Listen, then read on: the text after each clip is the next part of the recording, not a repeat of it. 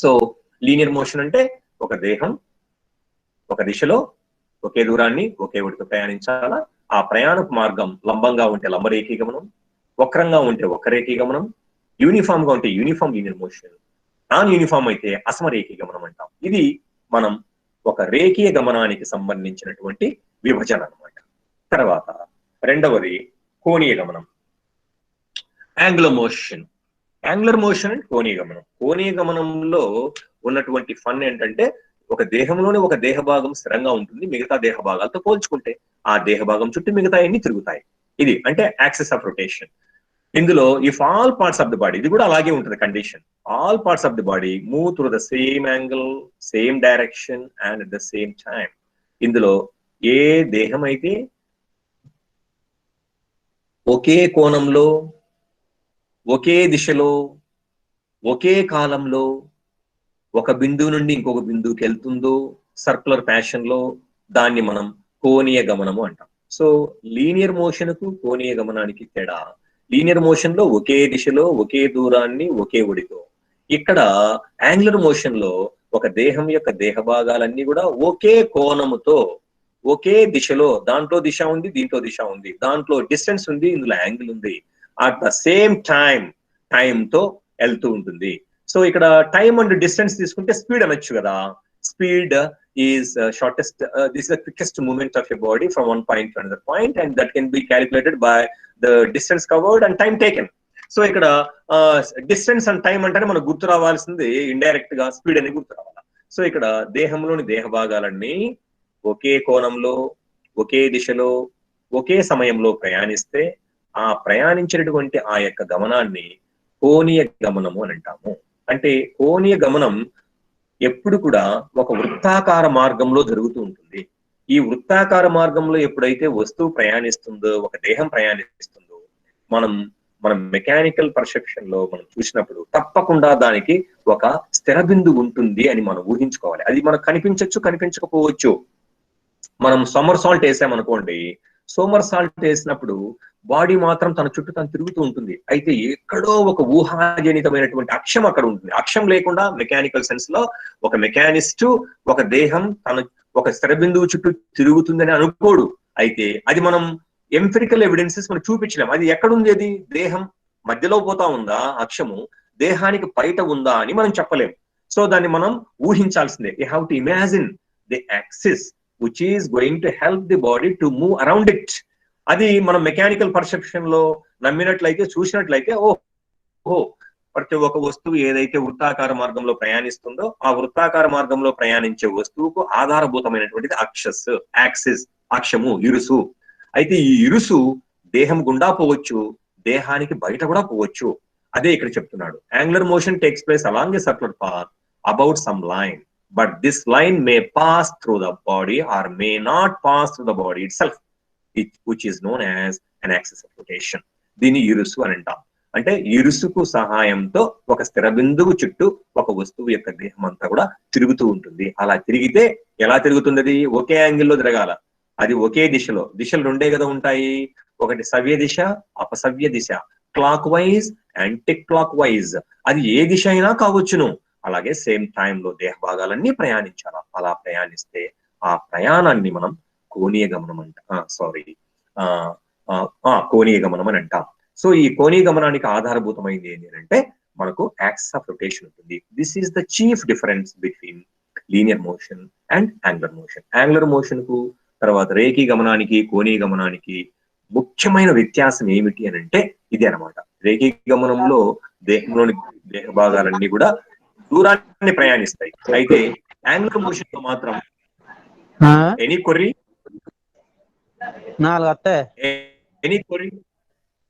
Hello of చేయండి. అతుంది ఎవరో మాట్లాడారు. Any queries? ఏం లేదు సార్. సో యాంగులర్ మోషన్ కోణీయ గమనం అని అంటే వృత్తాకార మార్గంలో ఉండాలా, దానికి ఒక అక్షం ఆధారంగా ఉండాలా. ఉదాహరణకు జిమ్నాస్ట్ తీసుకున్నాం. ఈ gymnast is performing exercise around an horizontal bar is the best example for the angular motion. So ఇది కోణీయ గమనం అంటే. సో ఇక్కడ రేఖీ గమనానికి కోణీ గమనానికి కండిషన్లు గుర్తుపెట్టుకోవాలా బిగినర్ స్టూడెంట్స్ ఎవరైతే షేర్ చేసుకుంటారు స్క్రీను. సో రేఖీ గమనంలో దేహం యొక్క దేహ భాగాలన్నీ ఒకే దూరాన్ని ఒకే దిశలో ఒకే ఒడితో ప్రయాణిస్తాయి. ఇది కండిషన్. యాంగులర్ మోషన్ యొక్క కండిషన్ ఏంటంటే దేహంలోని దేహ భాగాలన్నీ కూడా ఒకే కోణములో ఒకే దిశలో ఒకే టైంలో ప్రయాణిస్తాయి. This is the condition. ఈ రెండు కండిషన్స్ గుర్తుపెట్టుకుంటే మనకు ఈ యొక్క రెండు రకాల గమనాలు మనకు అతి సులభంగా అర్థమవుతాయి. రైట్. ఇక్కడ మనం రావు సార్ నాకు ఇన్పుట్ ఇచ్చారు దీంట్లో. అదేమిటంటే ఒకటి రెవల్యూషన్, రెండు రొటేషన్. ఇక్కడ మనం కోణీయ గమనానికి సంబంధించినటువంటి టెక్నికల్ టర్మ్స్, ఈ రెండు టర్మ్స్ మీద కూడా మనం కొంచెం ఎక్స్ట్రా అటెన్షన్ పెడితే మనం physical education people could easily understand this technical terms. ఈ టర్మ్స్ మనకు అర్థమైందంటే డిఫరెన్స్ అర్థమవుతే మనం ఈజీగా డిస్క్రైబ్ చేయగలుగుతాం, ఏదైనా విశదీకరించగలుగుతాం, వర్ణించగలుగుతాం. ఒక చిన్న ఎగ్జాంపుల్ ఇస్తే బాగుంది సార్. కర్వ్లీనియర్ కా సార్? కోణీయ గమనానికి నేను ఇంత మునుపు చెప్పినట్లుగా I have shared A picture. ఇందులో రెక్టిలీనియర్ మోషన్ కు స్కేటర్ ను ఉదాహరణ తీసుకున్నాం. ఇక్కడ మనకి రెండో ఫిగర్ లో కూడా చూస్తే a jumper is sailing through the air. So take off తీసుకున్న తర్వాత ద సెయిల్ ఫేజ్ త్రూ అనేటటువంటిది మనం best example. Maybe he may follow the hitch kick or hanging. ఇప్పుడు దీన్ని బట్టి మనకి ఏమర్థమవుతుందంటే హ్యాంగింగ్ స్టైల్ ఫాలో అయినడని. There is no hitch kick, there is no movement in the legs. So ఇక్కడ arms ను పైకి లేపాడు, hyper extension in the spine వచ్చింది, కాళ్ళు కూడా ఎనిక్కి వచ్చేసినాయి. నా బౌలాగా అతను మొత్తం ఆ యొక్క ఎయిర్ లో ప్రయాణం చేస్తున్నాడు. ఈ యొక్క మూవ్మెంట్ ఎంత వరకు తను ల్యాండింగ్ పిట్ లో ల్యాండ్ అయ్యేంత వరకు ప్రయాణం జరుగుతుంది. సో ఇక్కడ this is the best example for curvilinear motion. అలాగే మనం the trajectory of a thrown disc, thrown javelin, thrown hammer. అలాగే ఇది ఇక్కడ అనిమేట్ అనమాట. ఇతను లాంగ్ జంపర్ గా తను ఒక పరికరంగా భావించుకొని తనకు తానే విసిరివేయబడ్డాడనమాట. అంటే స్పోర్ట్స్ లో ఇతను ఒక అనిమేట్ అనమాట. అయితే మనం పర్ఫార్మర్ ఏం చేస్తాడు, వస్తువుని ఇసిరేస్తాడు, అది ఇనిమేట్. అయితే ఇక్కడ అనిమేట్ చూడండి, ఇక్కడ క్రీడల్లో క్రీడాకారుడు తనకై తాను ఒక వస్తువుగా భావించుకొని టేక్ ఆఫ్ చేసి అక్కడి నుంచి అతను తన యొక్క దేహాన్ని తనే ఇసిరేసుకున్నాడు అనమాట. తద్వారా ఈ ఈవెంట్ లో పర్ఫార్మెన్స్ మెజర్ చేస్తాం. సో ఇక్కడ మనం అనిమేట్ అండ్ ఇన్ అనిమేట్ అనేటువంటి పదాలు కూడా ఇక్కడ quite suitable in this regard. So ఇక్కడ మనం బిగినర్స్ గుర్తు పెట్టుకోవాలి, ఇతను అనిమేటు. అయితే ఒక జావలిన్ విసిరేసినామనుకో అది ఇన్ అనిమేట్. అది పర్ఫార్మరు తనకై తాను విసిరివేయబడలా, పర్ఫార్మరు కారణమయ్యాడనమాట ఆ లైఫ్ లెస్ ఆబ్జెక్ట్ ని విసిరేయడానికి. సో ఇక్కడ ఉదాహరణ లాంగ్ జంప్. ఈ లాంగ్ జంప్ లో పర్ఫార్మ్ చేస్తున్నవాడు అనిమేట్ అనమాట. అంటే మనిషి తనకై తానే విసిరివేయబడ్డాడు. అలా విసిరివేయబడితే దాన్ని అనిమేట్ అంటాము. రైట్. ఇది కర్వ్లీనియర్ మోషన్. కర్వ్లీనియర్ మోషన్ కు లాంగ్ జంప్ కానీ ట్రిపుల్ జంప్ కానీ వాటిని మనం ఉదాహరణగా తీసుకోవచ్చు. యూనిఫామ్ లీనియర్ మోషన్, ఇది నాన్ యూనిఫామ్ లీనియర్ మోషన్. తర్వాత యాంగులర్ మోషన్. యాంగులర్ మోషన్ లో రెండు పదాలు మనం గుర్తుపెట్టుకోవాలి. ఒకటి ఏంటంటే రెవల్యూషన్, రెండు ఏంటంటే రొటేషన్. రెవల్యూషన్ అంటే ఏంటంటే చైతన్యవంతుడై వ్యతిరేకించడం. ఆ యొక్క రెవల్యూషన్ కాదు ఇది ఇంగ్లీష్ వర్డ్ లో. ఈ యొక్క ఇంగ్లీష్ ఆంగ్ల పదానికి అర్థం ఏం చేసుకోవాలంటే పరిభ్రమణము అనే పరిభ్రమణం అనే అర్థం చేసుకోవాలి. అంటే ఇక్కడ మనం పరిభ్రమణము అంటే ఒక వస్తువు ఇంకొక వస్తువు చుట్టూ తిరుగుతూ ఉంటుంది అనమాట. దీన్ని మనం పరిభ్రమణము అని అంటాం. అంటే భూమి తన చుట్టూ తాను తిరుగుతూ సూర్యుని చుట్టూ తిరుగుతుంది. దీన్ని మనం ఏమంటామంటే పరిభ్రమణం చేస్తుంది భూమి సూర్యుని చుట్టూ అని.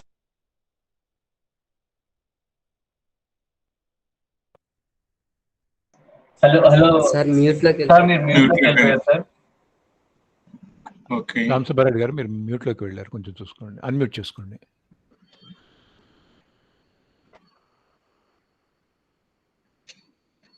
కోణీయ గమనం అంటే సార్ చెప్తున్నట్టు యాంగులర్ మోషన్. యాంగులర్ మోషన్ అంటే మనకు చిన్న ఎగ్జాంపుల్ ఏంటంటే మనం ఎల్బోని ఉంచుతున్నాం అంటే ఎల్బో అక్షం, మోచే ఏదైతే ఉందో అది అక్షం అయితే దానికి రేడియస్ వలన మూవ్ జరుగుతూ ఉంటుంది. దాన్ని ఒక ఎగ్జాంపుల్ గా తీసుకోవచ్చు. ఓవర్ టు రామసుబ్బారెడ్డి గారు. Right sir.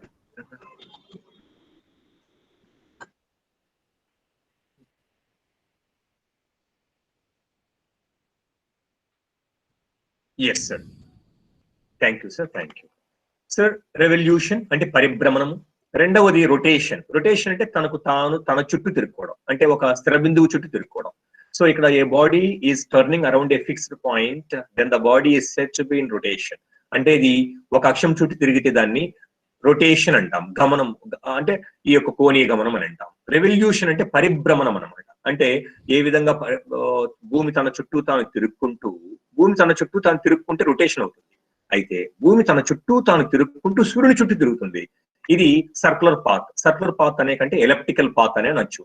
సో అది ఆ విధంగా పరిభ్రమణం చెందుతుంది. దాని పరిభ్రమణం అనే పదం ఇక్కడ గుర్తుపెట్టుకోవాలా, రొటేషన్ అనే పదం కూడా గుర్తుపెట్టుకోవాలా. This two technical terms are quite related to the angular motion.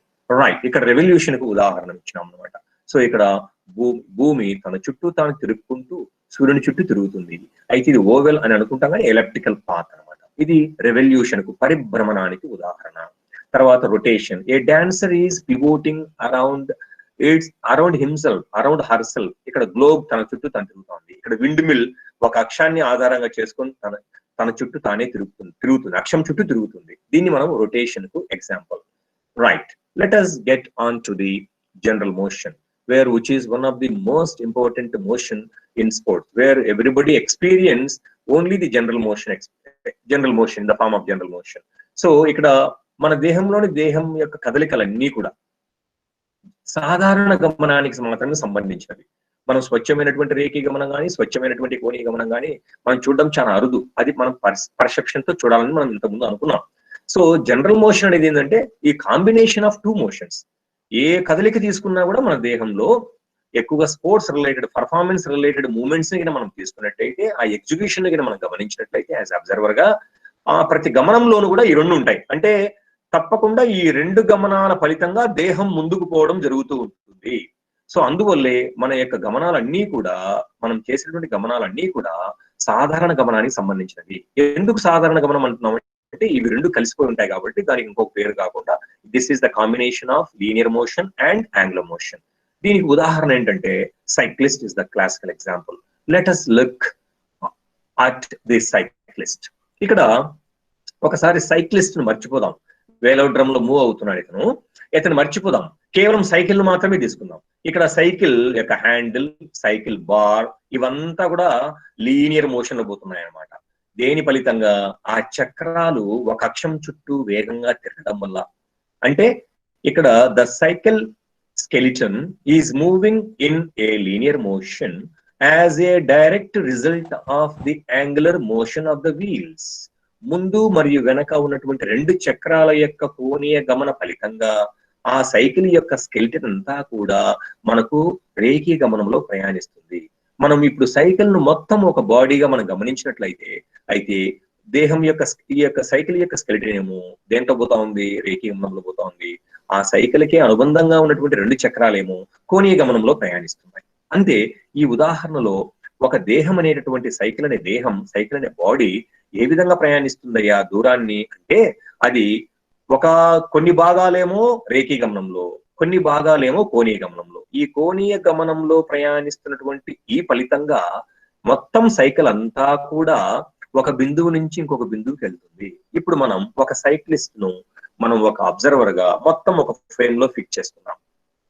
ఇప్పుడు మనం కేవలం సైక్లిస్ట్ ను మాత్రమే ఆలోచిద్దాం. సైక్లిస్ట్ యొక్క ఇప్పుడు సైకిల్ ను మర్చిపోదాం. Cyclist is relaxing on this cycle. So ఇక్కడ ఈ సైక్లిస్ట్ యొక్క లీన్ ఫార్వర్డ్ అయ్యాడు, హెడ్ ఆఫ్ 20 meters చూస్తా ఉంది. ఆ యొక్క హ్యాండ్స్ వచ్చేసి హ్యాండిల్ మీద రిలాక్స్ అయినాయి. ఇక్కడ చూడండి, ఈ యొక్క కటి నుంచి ఆ యొక్క షోల్డర్ మొత్తం అంతా కూడా అలాగే ఉంది, ఎటువంటి కదలికలు లేవు. ఇది లీనియర్ మోషన్ లో ప్రయాణిస్తుంది. ఏ విధంగా ఈ యొక్క సైక్లిస్ట్ అతను combination of linear and angular అంటామంటే, ఇక్కడ అప్పర్ బాడీ అంతా కూడా లీనియర్ మోషన్ లో ప్రయాణిస్తూ ఉంది. అయితే యాంగులర్ మోషన్ ఎక్కడ ఉంది? ఇక్కడ ఫీమర్ బోన్ యాంగులర్ మోషన్ లో ఉంది, టిబియా ఫిబులా యాంగులర్ మోషన్ లో ఉంది, ఇక్కడ ఉన్నటువంటి ఫుట్ యాంగులర్ మోషన్ లో ఉంది. ఇక్కడ తొడ ఎముక తుంటిని ఆధారంగా చేసుకొని కదులుతూ ఉంది. ఇక్కడ ముంగాలు మోకాల్ని ఆధారంగా చేసుకొని కదులుతా ఉంది. తర్వాత ఇక్కడ పాదము చీలమండలాన్ని ఆధారంగా చేసుకొని అది లీనియర్ మోషన్ లో ఉంది. సో ఇక్కడ హిప్ వచ్చేసి ఇట్ ఈస్ మూవింగ్ స్టేబుల్లీ. అయితే ఇక్కడ తొడ ఎముక మాత్రం కోణీయంగా కదులుతుంది, అలాగే ముంగాలు మాత్రం కోణీయంగా కదులుతుంది. దేని ఆధారంగా చేసుకొని? ఈ యొక్క మోకాలి యొక్క కీలును ఆధారంగా చేసుకొని. అలాగే చీలమండలాన్ని ఆధారంగా చేసుకొని పాదం కూడా యాంగులర్ మోషన్ లో కదులుతుంది. సో ఇక్కడ సైక్లిస్ట్ అనేవాడు is able to move forward in the velodrome as a direct result of the angular motion. So angular motion and linear motion సమ్మేళనంగా ఏర్పడినటువంటి ఫలితంగా కాబట్టి ఈ సైక్లిస్ట్ యొక్క గమనాన్ని మనం సాధారణ గమనంగా మనం తీసుకోవచ్చు. రైట్. అలాగే ఇక్కడ you can look at the different patterns. ఏ విధంగా ఒక మనిషి ఒక బిందువు నుంచి ఇంకొక బిందువుకు బయలుదేరుతున్నాడంటే ఇక్కడ చూడండి, angular motion of his leg, angular motion of the shoulder, that girl is moving. ఇలాగే ఇక్కడ ఇదర్ కపుల్ ఆర్ మూవింగ్, ఇక్కడ either children are playing in the play field, ఇక్కడ ఒక lady is propelling forward on the centric track. ఇవంతా కూడా ఒక దేహం అంతా కూడా రెండు కాంబినేషన్స్ తో ప్రయాణిస్తుంది. So this is a classical example for the general motion. Right. ఏమప్పా ఈ గమనంలో తేడా అంటే, మనం రేఖీ గమనము తర్వాత కోణీయ గమనము, రేఖీ గమనం కోణీయ గమనం రెండు కలిస్తే సాధారణ గమనం అని చెప్పాం.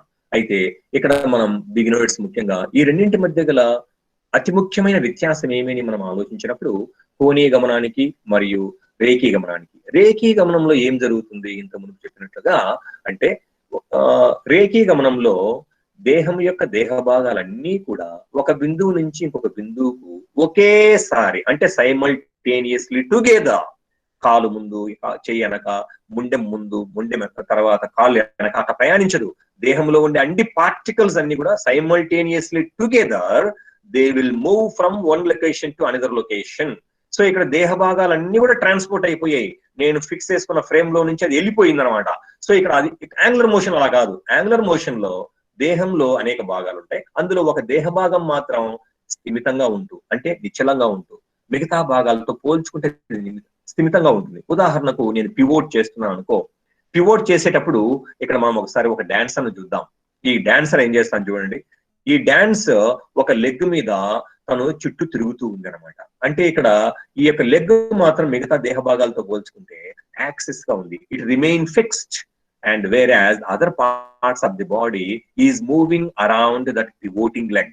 అంటే ఇక్కడ లీనియర్ యాంగులర్ మోషన్ లో ఉండేటటువంటి తేడా ఏమిటంటే అదే, అంటే మిగతా దేహ భాగాలతో పోల్చుకుంటే ఒక దేహ భాగం మాత్రం ఫిక్స్ అయి ఉంటుంది, దాని చుట్టూ మిగతాయి తిరుగుతాయి. ఇక్కడ లీనియర్ మోషన్ లో మాత్రం దేహ భాగాలన్నీ కూడా సైమల్టేనియస్లీ టుగెదర్ అవి ఒక బిందువు నుండి ఇంకొక బిందువుకు ప్రయాణిస్తాయి. అయితే ఇది మెకానికల్ పర్సెప్షన్ లో related to sports. Linear motion అని యాంగులర్ మోషన్ అని ఇవి రెండు కలిస్తే దాన్ని సాధారణ గమనమని అని అంటాం. అయితే ఇంకా కొంచెం మెకానిక్స్ లో కొంచెం డీప్ గా పోతే ఆఫ్ కోర్స్ మనకు కొంచెం డిస్టెంట్ రిలేషన్ ఉంది, వీటికి కొంచెం దూరం సంబంధం ఉంది కానీ కొంచెం distant relation. Other types of motions కూడా మనం కొంచెం ఆలోచించవచ్చు. సో ఎట్లా మెకానిక్స్ లో మనం తల దూర్చినాం కాబట్టి కొంచెం సంపూర్ణ పరిజ్ఞానం పొందితే మనకి ఏదో విధంగా ఇది మనం ఏదో ఒక అకేషన్ లో దీని ఉదాహరణగా కూడా ఉటంకించవచ్చు. ప్లస్ ఈ విధంగా సంపూర్ణమైన పరిజ్ఞానం వల్ల మనం ఒక ఫిజిక్స్ టీచర్ గా కూడా బిడ్డలకు కూడా మనం మంచి శాస్త్రాన్ని వాళ్ళకు బోధనపడేటట్టుగా చేయొచ్చు. అందులో అదర్ టైప్స్ ఆఫ్ మోషన్ వచ్చే లోపల ఒకటి oscillation or pendular motion, 2 vibratory motion, 3 periodic motion, 4 random motion. ఒకసారి మనం ఉదాహరణలు చూద్దాం, మనకు అర్థమవుతుంది. ఇందులో ఆసిలేటరీ మోషన్, ఇక్కడ ఒక వాల్ వాచ్ ని గమనించాం. వాల్ వాచ్ లో ఉన్నటువంటి ఒక హ్యాంగింగ్ బాడీ పార్ట్ అది pendulum like movement like left and right move అవుతూ ఉంటుంది as long as the battery supply energy. So ఇక్కడే ఒక పిల్లలు చూడండి ఇక ఉయ్యాల ఊగుతున్నారు ముందుకు వెనక్కు. This is the best example for the stable equilibrium. At one point of time girl will come to the ఒక నిశ్చల స్థితికి వస్తుంది అనమాట. సో సారు సమతాస్థితి గురించి చెప్పే ఉన్నారు కాబట్టి సమతాస్థితి అంటే ఏమి, అస్థిర సమతాస్థితి అంటే ఏమి, స్థిర సమతాస్థితి అంటే ఏమిటి అంటే ఇది స్టేబుల్ ఈక్విలిబ్రియం. అంటే ఈ అమ్మాయిని మనం డిస్టర్బ్ చేసామనుకోండి, ఫస్ట్ కూర్చోబెట్టాము, ఈ అమ్మాయిని తోసేసామనుకోండి, సో బాడీ డిస్టర్బ్ అయింది. డిస్టర్బ్ అయిన తర్వాత మళ్ళీ అది యథాస్థితికి రావడం కోసం పెండులై ఆసిలేటరీ మూవ్మెంట్ అనమాట. అంటే స్థిర బిందువును ఆధారంగా చేసుకొని అట్లా ముందుకు వెనక్కి ప్రో అండ్ బ్యాక్ అలా మూవ్ అవుతూ ఉంటుంది. మూవ్ అయి ఆ యొక్క ప్రయోగించినటువంటి బాహ్య బలం శూన్యానికి సమానమైనప్పుడు అప్పుడు ఆ వస్తువు సమతాస్థితిలోకి వస్తుంది. ఆ సమతాస్థితి స్థిర సమతాస్థితి అని అంటాం. సో దీన్ని ఇలాంటి గమనాన్ని మనం ఆసిలేటరీ మోషన్ అని అంటాం అన్నమాట. తర్వాత వైబ్రేటరీ మోషన్, ఒక ఏమంటది guitar. So guitarist is playing a song on guitar. ఇందులో తన యొక్క మునివేళ్లతో ఆ యొక్క సెన్సిటివ్ గా ఉన్నటువంటి స్ట్రింగ్స్ ను కదుపుతూ ఉంటాడు. అయితే ఈ స్ట్రింగ్స్ కూడా ముందుకు వెనక్కు కదలడం మనం చూస్తాం. అయితే it is very difficult to watch the moving pro and back with our knocked I.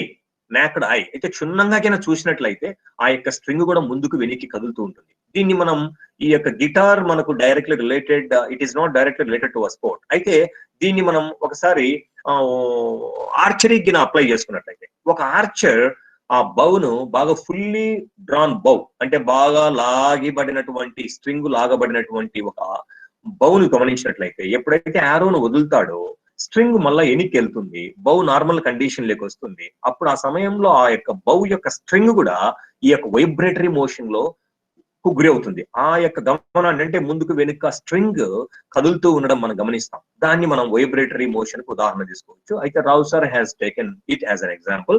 Of course distant relation ఉంటుంది. అయితే మనం ఆర్చరీలో ఆ యొక్క బౌని తీసుకున్నట్లయితే ఆ స్ట్రింగ్ యొక్క మూవ్మెంట్ ను మనం వైబ్రేటరీ మోషన్ కు ఉదాహరణగా తీసుకోవచ్చు అని నా అభిప్రాయం. తర్వాత పీరియాడిక్ మోషన్. ఇందులో ఇక్కడ సెకండ్ హ్యాండ్ ఉంది, మినిట్ హ్యాండ్ ఉంది, అవర్ హ్యాండ్ ఉంది. ఈ అవర్ హ్యాండ్ రోజుకు ఒక్కసారి తిరుగుతూ ఉంటుంది అనమాట. అంటే రోజుకు పగులంతా పోతే 12 గంటలు, రాత్రి అయితే మళ్ళీ 12 గంటలు. అలాగే ఈ యొక్క అంటే పీరియాడిక్ గా ఎటువంటి డిస్టర్బెన్స్ ఉండదు, అది సెట్ చేసిన ప్రకారం మూవ్ అవుతూ ఉంటుంది. అలా సెకండ్ హ్యాండ్ ప్రతి 60 సెకండ్లకు ఒకసారి ఇడికి వచ్చిపోతూ ఉంటుంది. అలాగే అవర్ హ్యాండ్ ప్రతి ఒక 12 గంటలకు ప్రతి 1 అవర్ గా తిరుగుతూ ఉంటుంది. Hour hand, this is minute hand, this is seconds hand, this is hour hand. So ఇది ప్రతి ఒక్క మినిట్ కి అడపోయి వస్తూ ఉంటారు. సారీ. సో ఇది మినిట్ హ్యాండ్. సో 60 నిమిషాలకు ఒకసారి పోతుంటుంది, 60 నిమిషాలకు ఒకసారి మినిట్ హ్యాండ్ పోతుంది. ఇది 12 గంటలకు ఒకసారి అవర్ హ్యాండ్ పోతుంది, 60 సెకండ్లకు ఒకసారి సెకండ్ హ్యాండ్ పోతుంది. ఇది పీరియాడిక్ గా పనిచేస్తాయి ఇవి. అలాగే మనం ఇంత మునుపు తీసుకున్నట్లుగా సూర్యుని చుట్టూ భూమి ఏ విధంగా పరిభ్రమిస్తూ ఉందో ఇది కూడా పీరియాడిక్ గా పోతూ ఉంటుంది అనమాట. సో మన పౌర్ణమి అని, అమావాస్య అని మనకు 15 రోజులు ఫోర్ట్ నైట్ చూస్తూ ఉంటాం. ఈ యొక్క పక్షం రోజులు చూస్తూ ఉంటాం. ఇలాంటివన్నీ కూడా ఇవి పీరియాడిక్ గా జరుగుతుంటాయి, ఎటువంటి డిస్టర్బెన్స్ ఉండదు. ఇలా జరిగేటటువంటి గమనాన్ని కూడా మనం పీరియాడిక్ మోషన్ అంటాం. తర్వాత ర్యాండమ్ మోషన్. ఈ ర్యాండమ్ మోషన్ లో మనం ఈ ఫ్రేమ్ అంటే హాకీ ఆడుతున్నారు వాళ్ళు టర్ఫ్ మీద. ఇక్కడ 3 ప్లేయర్స్ ఉన్నారు. ఆ 3 ప్లేయర్స్ కూడా మూవ్మెంట్ అంతా ర్యాండమ్ గా ఉంది అనమాట, ఆర్గనైజ్డ్ గా లేదు. ఇలాగా ఉండే గమనాలను అంటే కూడా మనం ర్యాండమ్ మోషన్ అంటే ఈ పిక్చర్ కు మొత్తానికి తీసుకుంటే ర్యాండమ్ మోషన్. అయితే కేవలం ఈ సింగ్ యొక్క మూవ్మెంట్ తీసుకున్నాం అనుకో, మేబీ ఇప్పుడు అతను కర్వ్డ్ లీనియర్ ఫ్యాషన్ లో ఉన్నాడని అర్థం. అయితే ఈ యొక్క ఇతని రెఫరెన్స్ గా తీసుకొని, ఇతన్ని ఆధారంగా చేసుకొని వీళ్ళిద్దరిని మనం గమనించినట్లయితే వీళ్ళిద్దరూ అతనికి సంబంధించినంత వరకు ర్యాండమ్ గా మూవ్ అవుతున్నారని మనం చెప్పొచ్చు. సో అందుకు ఈ పిక్చర్ ని మొత్తాన్ని యాజ్ ఎ హోల్ గా తీసుకోవాలా. ఇక్కడ butterflies are moving according to their wish and will in the nature. వీళ్ళు కూడా ర్యాండమ్ మోషన్ కు ఉదాహరణగా వీళ్ళని తీసుకోవచ్చు. ఇది గమనానికి సంబంధించిన విషయం.